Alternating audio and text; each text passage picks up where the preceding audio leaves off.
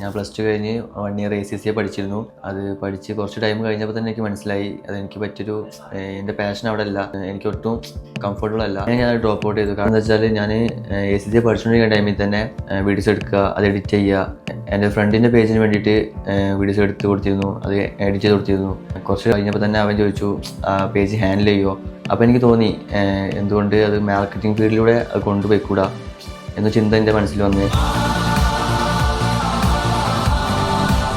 അങ്ങനെ ഞാൻ യൂണിവേഴ്സിറ്റിയിൽ ജോയിൻ ചെയ്തു. ഇവിടെ ജോയിൻ ചെയ്തിട്ടിപ്പോൾ 2 മാസത്തെ ക്ലാസ്സും 3 മന്ത് ഇൻറ്റേൺഷിപ്പും കംപ്ലീറ്റ് ആയി. അതുപോലെ തന്നെ ഇവിടെ തന്നെ ഇന്ത്യനായിട്ട് വർക്കിന് കയറിയിട്ടുണ്ട്.